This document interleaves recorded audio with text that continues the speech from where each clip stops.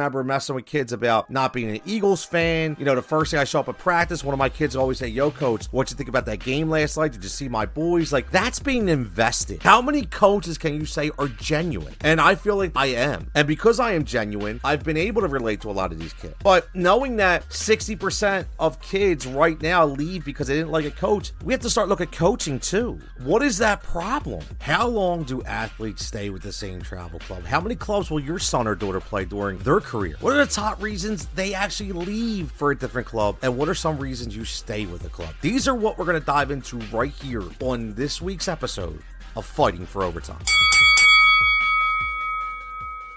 We've all seen the kid who goes from one team to the next, year after year, just trying to get that trophy. But is it the only reason why they go back and forth? Are they ever successful? Are there kids who stay loyal to their club for their entire career and still make out in the end? We're going to dive all into that. This is Coach Tony again, Fighting for Overtime. This is episode 4 in the brand new podcast that talks about the anxiety plus the achievement of kids in youth sports and the mental health aspects, whether it be positive or negative, because every single situation affects the parent and the child when it comes to a youth sports program. And let's dive right into these stats that I think we all kind of known, but I've really researched this hard to give you some really hardcore evidence over the last year up to 2023 of what these numbers look like. So fewer than 2% of high school students are offered scholarship. Now, out of those 2%, only 1% is a full ride. Think about that. Now, the number could be astronomical, right? It's all over the world, but we don't actually know what that hardcore number is. So that 2% could be a big number, but it looks pretty minor to me when you talk about how hard people push to get to that level. Now, before we even get into why or what or how, let me just dive into these stats a little more. Now, going to make an NCAA roster, we'll talk about the boys right now. This is just to make a roster, okay? No matter what division, just to make a roster. In baseball, 8-1 odds. Basketball, 17-1. Football, 11-1. Soccer, 12-1. And tennis, 25-1. Now, again, that is the odds to make any roster for the boys at any collegiate level. Now, let's look at Division 1, right? That's his 1% tier of the full ride. NCAA Division 1 boys baseball, 43-1. Basketball, 110-1. Football, 33-1. Soccer, 108-1. And tennis, 155-1. These are huge odds. I think you really need to look at these from various different angles, whether you're a parent pushing for that Division 1 school or your child or you're a coach coaching that player. It's good to be transparent about these odds. It's good to let them understand not only how hard it is, but also how special it is if you do make it. And again, I'm going to get to a great feel-good story at the end of this that shows somebody who stayed with their club and trumped these odds, which I will get to in a minute. But let's get to the girls. Again, this is just the odds to make an NCAA roster. Softball, it's 10-1. Basketball, 14-1. Volleyball, 16-1. Soccer, 10-1. And tennis, 28-1. Now, out of the 1% to get the full ride, Division 1 girls odds: softball, 51-1. Basketball, 81-1. Volleyball, 83-1. Soccer, 41-1. And tennis, 182-1. Now, what do all these odds mean? It's very simple. When we grow up and we have this goal and this vision of what we want to be as an athlete, if I'm talking in the first person as myself being an athlete, what do we want to do as a parent of an athlete? What do we want to do as a coach of these athletes? Because that's a very important part too. We have to think about that, and we have to be realistic with these numbers. Like I said, everything is a mind game sometimes. There's a very huge emotional part of sports. Whether you're male or female, it doesn't matter. The emotional part of sports is a part of the game that is often overlooked by all, even yourself as the individual. And I look at all of these and I've seen it play out. I've seen the girls who I coached that the girl wanted to play Division 1. The parent, my girl's playing Division 1. She should be getting more playing time. She shouldn't be a pinch hitter. She should be starting at third because that's the position where they recruit the most. I've seen it all. I've seen it all. And what really sucks is when the player is being misled and pushed to the point of exhaustion and burnout and emotional breakdown because because maybe they finally feel it may not happen, or maybe, God forbid, it doesn't happen. And the emotional letdown is so extreme, only because they've been told by so many that this is going to happen. And that's what brings me to this topic of club jumping, of team jumping. And I asked in the beginning of the show, how long do athletes stay with the same travel club? Listen, I researched this a lot because I wanted to give you guys a ton of information. Again, real fast, if you're not subscribed to the podcast, it'd be tremendous if you do,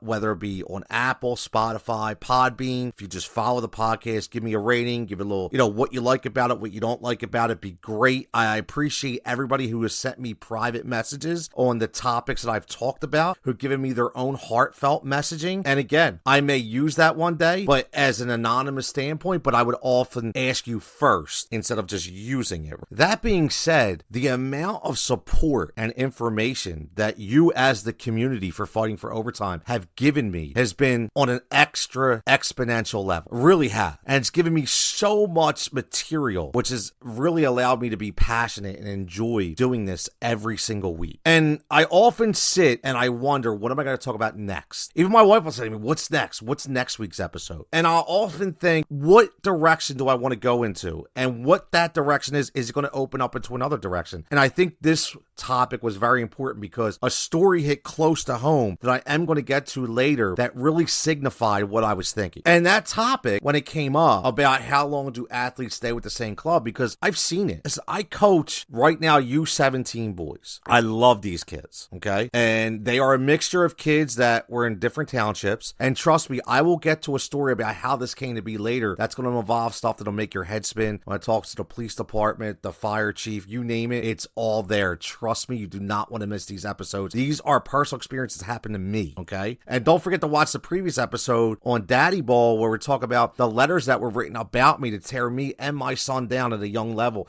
just because somebody's kid didn't make an all-star team. That's the kind of things that we talk about. But when I talked about how long athletes stay with the same travel club, I saw this story that played out in my own township that I thought was fantastic. And I knew this was going to open up so many different thoughts. And club switching is something that has been getting bigger and bigger year after year. It's very hard to keep a team together, let alone, based on working, boyfriends, girlfriends, school assignments, right? School ball. They're all huge issues that you have to kind of understand how to pivot with as these kids get older. And then it comes to the winning element. It comes to the forcing, where am I going to go to get that best option to be exposed and to be in the consideration to get one of these 2% or even 1% Division I scholarships. So looking at a lot of this, club switching, some of the results that I found were not really too surprising, okay? 3 of the 5 reasons that players leave a club that I've found out were, number 1, due to the coach. That's always going to be an issue, right? Do you like the coach? Do you not like the coach? Is he a good enough coach to get you where you need to go? And I'll be honest, like for me personally, am I a good enough coach to get a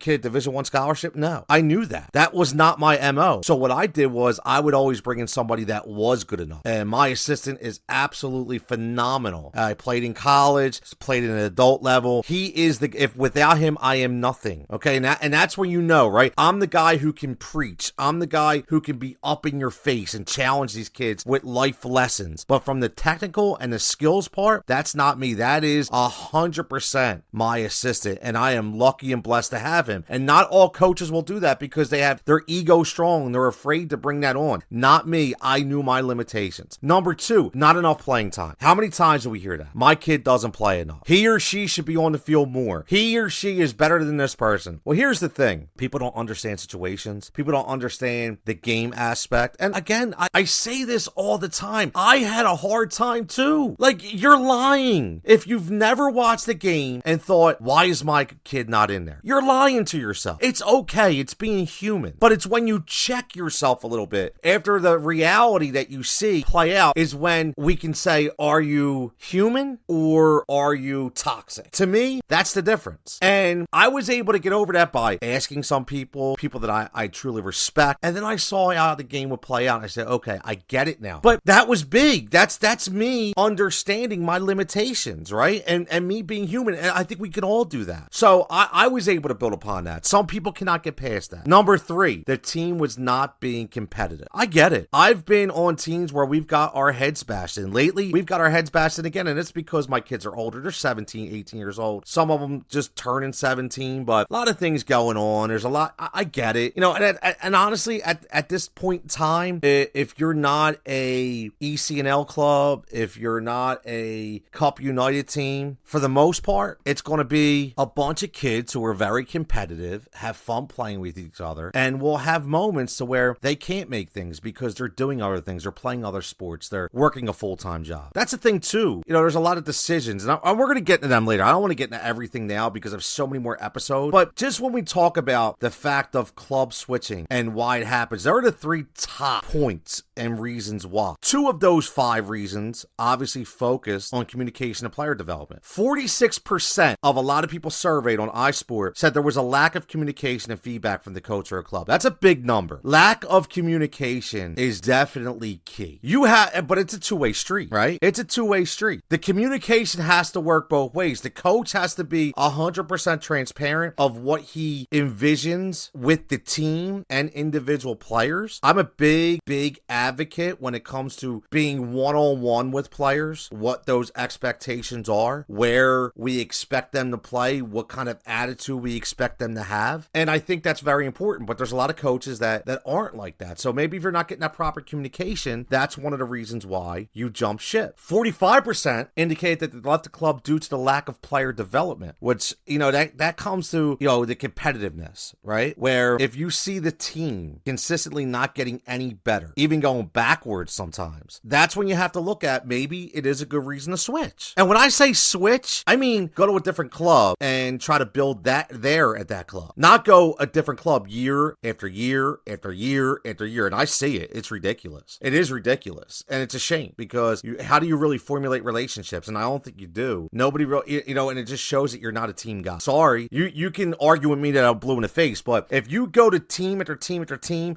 it's not about your Facebook posts about being, oh, these are a great group of kids. Love these kids. Well, if you love the kids so much, why the frig are you leaving? If you love everybody so much, why do you leave? I like to ask that to people. All the people, do me a favor. Everybody that posts on social media and says how wonderful the team is that they played on, then this isn't for everybody, but the people that team jump year after year, explain to me why you leave. It's such a great environment. Why do you leave? Because it's all about the individual and not about the team. It's very simple. You could spot that a mile away. Now, how long do players stay with their club? We asked that earlier. Over 41% say they stay with their club for 3 or more years, while 59% say they stay less than the 3 years. Interesting. That's more than half. Now, less than 1% said they would stay at their club for less than a year. So the same percentage of kids getting full NCAA Division I scholarships is the same percentage of saying that they're staying at their club less than a year. Coincidence? I think not. Now, how many clubs does a player play for in one sport? 43% stated that their player would play for 3 different clubs during their sports career. 32% at 2. And this can mean different things to different individuals. It could be based on different sports. It could be soccer versus baseball.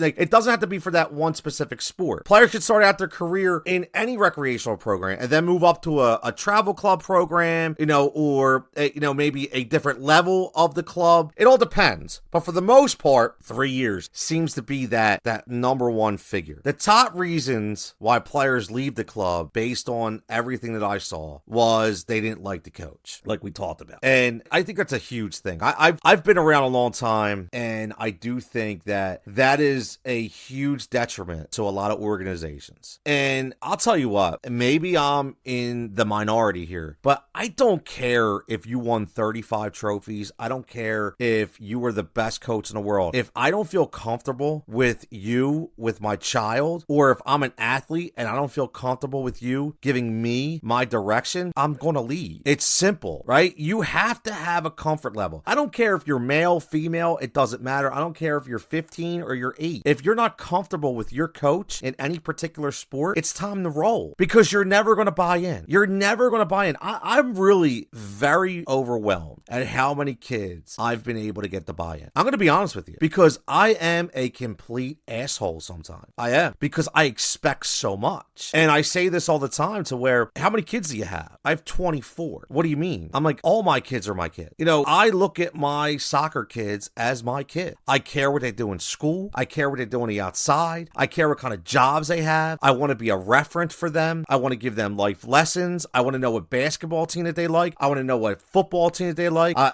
remember messing with kids about not being an Eagles fan. You know, the first thing I show up at practice, one of my kids always say, yo, coach, what'd you think about that game last night? Did you see my boys? Like, that's being invested. And you'd be surprised. And again, this isn't being stereotypical here, but it's not just on a female level, it's on a male level as well. They buy in. They really do. And I think that's very important. It's genuine. How many coaches can you say are genuine? And I feel like that I am. And because I am genuine, I've been able to relate to a lot of these kids. But knowing that 60% of kids right now leave because they didn't like a coach, we have to start looking at coaching too. What is that problem? Is it the coach being, how do I say it, all about the win instead of building a program of young men or young women? Is it because he favorites one kid over another? Is it because he doesn't communicate properly? Is it because his methodology, his teachings? I'm not sure. But that's a big number. That's a huge number. 60% is a huge number. Now, let's look on the flip side. The top reasons why players stay with the club. 81% said they stay with the club because of their coach. Check that out. What a big difference. And like I just told you, caring coaching matters. Caring coaching matters. I'll say it again. Caring coaching matters. You have to be invested as a coach. Have to be. I've seen it so many different times where coaches that are playing based on numbers, paid coaches that are worried about winning because they don't get paid if they don't win. Listen, we're not talking about Major League Baseball here. We're talking about a high school level. We're talking about a youth travel level. Yes, the paid coaches that are paid $5,000 a year because you have to be in that ECNL program. And they need to win because if they don't win, they're out. It's simple. Their best interest, your child or your daughter is not their best interest. Their own interest is their best interest because they need to get paid. So if you don't care, then you're, in my opinion, it's a downfall and it's a red flag of any kind of coach. I've been around so many different coaches before I decided to get into the game. The reason why I decided to coach is because I was so hell-bent on not allowing my kids to deal with the absolute bullshit and political motives and the constant toxicity that was just scattered even at a single-digit age level. I said, I am going to do my best to create my own culture on my own teams to not have these kids, especially my kids, deal with it. Unfortunately, they did deal with it, but they did with it in an aspect of where I wasn't coaching, which was in high school and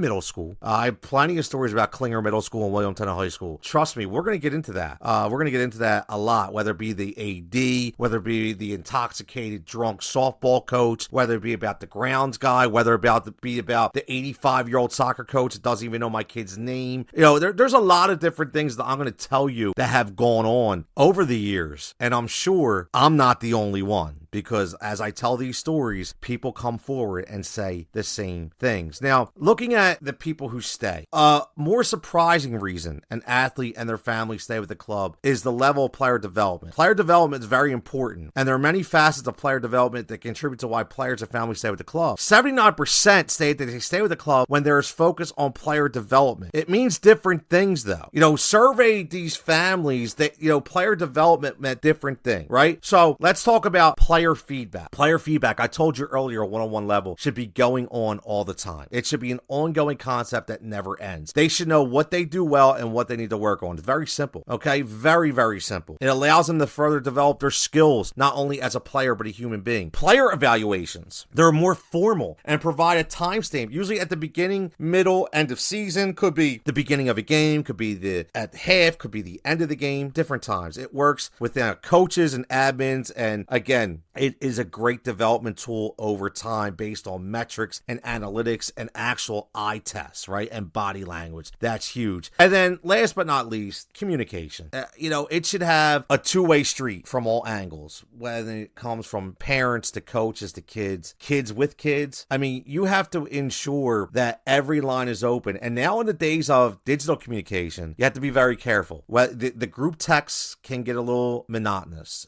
Bullying can be a huge deal. We'll get into that on another episode where I had to deal with that. And it's not fun. It's not. And it's something that is very real. And you have to put an end to that real quick. Okay? Real quick. That's something I do not stand for. So you have to be very careful when it comes to digital communication. But that one-on-one, coach to player, coach to parent, I think is extremely, extremely important. Now, after hearing all these reasons on why kids stay, why they leave, you heard the percentages, you may be in the same vote. And before before I get to my feel-good story, I do want to say, I would love to hear your input based on this topic. Are you a parent who has moved your son or daughter from organization to organization? Even if you do it every year, I am not going to hold nothing against you. I would be curious to understand why, because I'm always learning too. I say this all the time.